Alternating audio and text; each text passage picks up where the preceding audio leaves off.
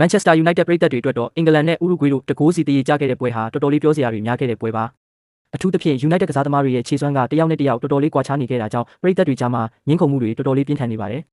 ဒီညရဲ့အကြီးမားဆုံးအံ့အားသင့်စရာကတော့တခြားသူမဟုတ်ပါဘူး Harry Maguire ပါပဲဟုတ်ပါတယ်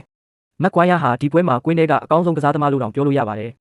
မိနစ်60ပြည့်ကစားခဲ့ပြီးဘောလုံးဖြတ်ထုတ်မှု9ကြိမ်ပိတ်ဆို့မှု1ကြိမ်နဲ့ဘောလုံးပြန်လည်ရယူမှု9ကြိမ်အထိလုပ်ပြခဲ့ပါတယ်ပေးပို့မှုတိကျချက်ကလည်း94%အထိရှိခဲ့တာပါဒါဟာပရိသတ်တွေမျှော်လင့်နေတဲ့တည်ငြိမ်ပြီးအနောက်တန်းကနေဥဆောင်နိုင်စွမ်းရှိတဲ့မက်ကွိုင်းယားရဲ့ခြေစွမ်းအစစ်အမှန်ပါပဲဒါပေမဲ့မာနူရဲ့ဥဂါဒီဘက်ကိုလှည့်ကြည့်လိုက်ရင်တော့အခြေအနေကနည်းနည်းလေးကွဲပြားသွားပါတယ်သူဟာ89မိနစ်အထိကစားခဲ့ပြီးခန်းစစ်ပိုင်းမှာတော့အသင့်အတင်ကောင်းမွန်ခဲ့ပါတယ်ဖြတ်ထုတ်မှု2ကြိမ်ဘောလုံးရှင်းထုတ်မှု2ကြိမ်နဲ့ပြန်လည်ရယူမှု4ကြိမ်ဆိုတဲ့ကိန်းဂဏန်းတွေကမဆိုးဘူးလို့ပြောလို့ရပေမဲ့သူ့ရဲ့ယုံကြည်မှုပိုင်းကတော့တော်တော်လေးကျဆင်းနေတာကိုတိတိတတ်တာမြင်နေရပါတယ်လှုပ်ရှားမှုတွေဆုံးဖြတ်ချက်ချပုံတွေမှာသူဟာတိုးတက်လာနေတယ်ဆိုပေမဲ့အသင်းနဲ့အဝင်ကွင်းကြဖြစ်ဖို့တော့အများကြီးလိုနေသေးပုံပါပဲနောက်ထပ်စောင့်ကြည့်ရမှာကတော့ကိုဘီမီနူပါ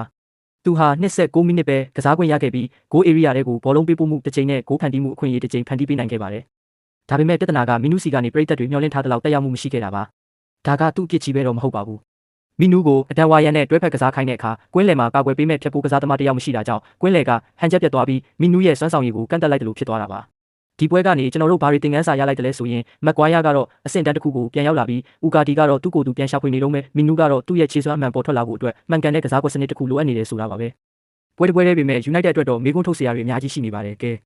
ပရိသတ်တို့ရောဘသူရဲ့ခြေစွမ်းကိုသဘောကျဆုံးလဲဥကာတီကရော United ကွင်းလယ်အတွက်တကယ်အဖြေဖြစ်နိုင်ပါမလားကွန်မန့်မှာဝင်ရောက်ဆွေးနွေးပေးခဲ့ကြပါဦးအခုလိုဘောလုံးသတင်းတွေကိုအမြဲကြည့်ချင်နေဆိုရင်တော့ကျွန်တော်တို့ရဲ့ channel ကို follow လုပ်ထားဖို့မမေ့နဲ့အောင်နော်